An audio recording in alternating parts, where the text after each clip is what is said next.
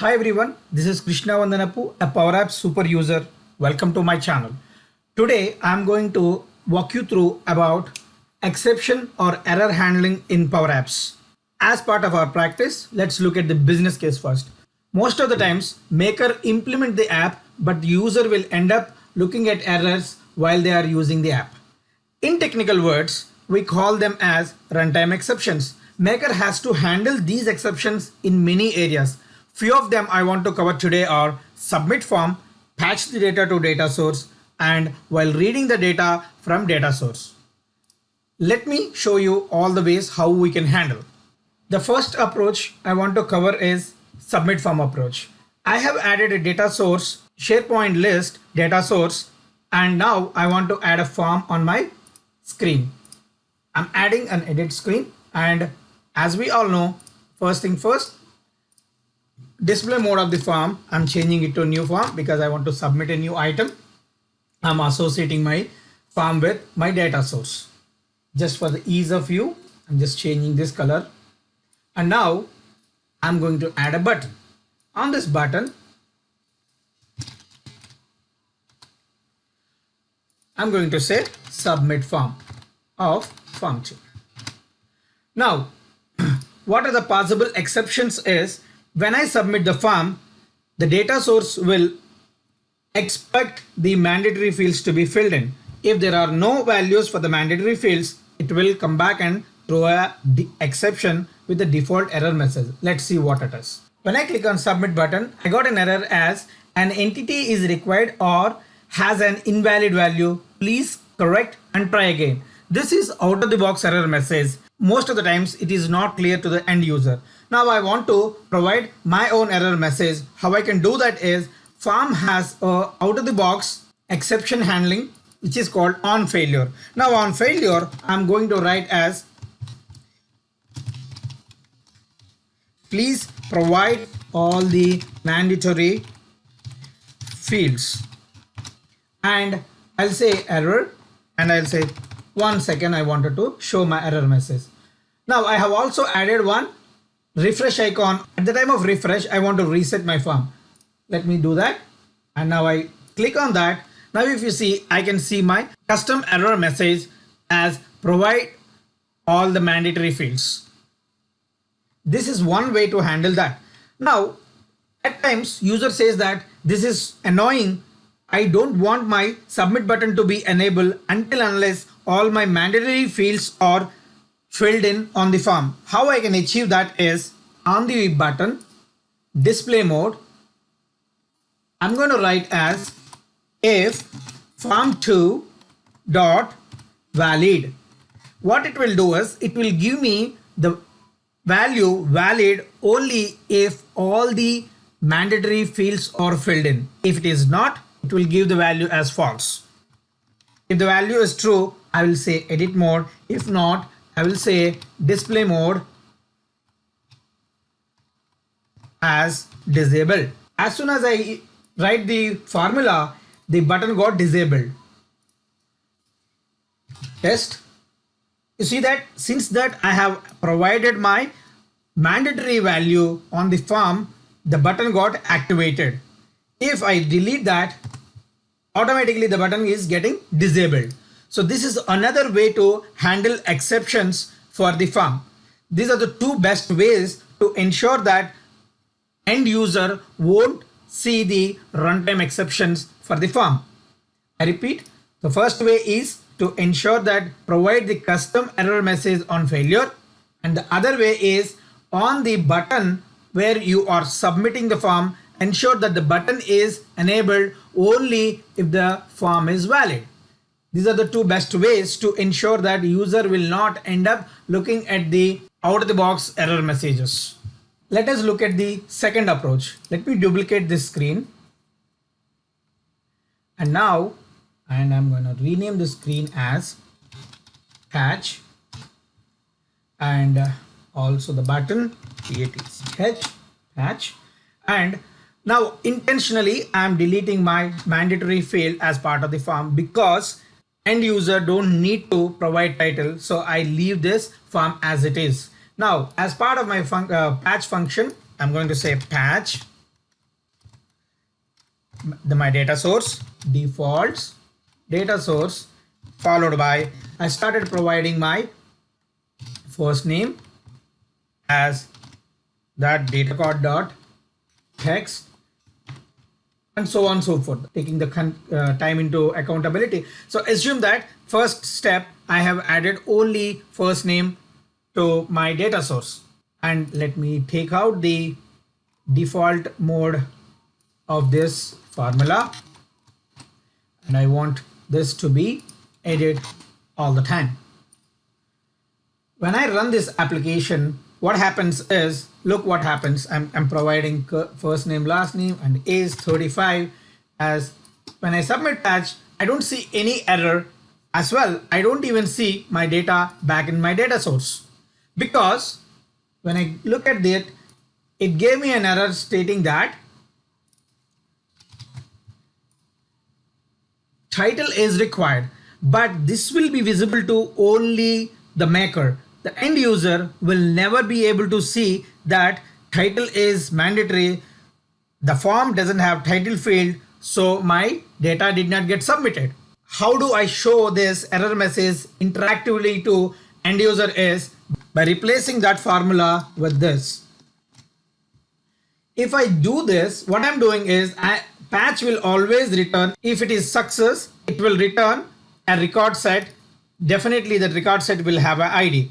Let's include one label to show the error message as like this. As part of this formula, I am validating, is my ID blank or it has a value. If the ID is blank, I know that the submission got failed. If not, my submission is success. Now I'm going to show that to the user. If you see that the user gets submission has failed, now he will complain back to the developer, and the maker corrected his mistake by adding a dummy value or a blank value as part of the title. Now if I come back and try to submit, I'll get my value as submitted successfully. See that my record got added here. Since that I'm adding only the title, first name, it didn't get submit. If I want to see that complete value, I can see by submit back. I can see that Vishnavandana with my title as blank. This way we can ensure that the end user is not experiencing any runtime exceptions while they are submitting the data. This is the second approach. We can handle exceptions as part of our Power App. The third approach is ensure the data source is blank, or ensure while reading the data from the data source is not having any exceptions. Let me duplicate this and I'll rename this as data source. In this example, what I'm trying to do is I'm trying to get the logged in user manager details or provided user manager details. Let us see how we could do it. In order to get the manager details, we need Office 365 users connector. I'm connecting my app to Office 365 users. Now let me add a text box to read the user email address to fetch their manager name.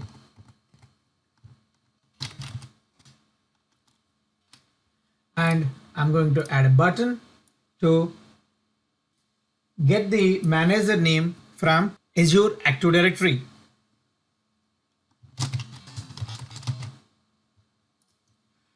On button click, I'm going to add a formula to get the manager name of the email ID provided in this text box. Let us see what is there in this formula. In this formula, what I am doing is, first I am providing the provided email address text box value, and I am searching against Office 365 users. Since I am doing Office 365 user search, I will get more than one value because it also does the partial search. So I am doing the first record and I'm getting the ID of that result set and then getting the manager value of that record set with the help of manager v2 function. Once I get the manager record also, I'm getting the display name of that record. Now I'm setting this value to a variable using update context because I know that I don't need this variable outside the screen. I'm using local variable as update context. Let me add a label to show that value as part of my screen.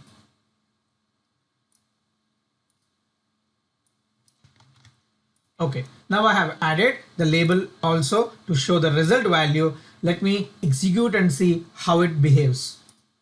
Now I'm providing my name to see the value, and I can see my manager name as Sai Prithvinath Vandanapu. Very good. This is success case. When I search Sai for his manager, let's see what I get. Oops, I did not see any manager name. Do I see any error? I don't see any error here, but when I close this, I see an error over here stating that the provided resource doesn't have manager associated at Active Directory level. This is the exception user will see when they are running this application in the runtime. How we can handle this exception? We need to change the approach by adding the exception handler on top of this formula. Let us see how we can do that. I have replaced the formula with this formula. In this formula, what I am doing is, first I am getting the user as per the provided text in the text box, and I'm collecting that user into a collection. From that collection, I am fetching the user with the first of that, and I'm getting the user. Only the change I did is I am using isError to handle the exception.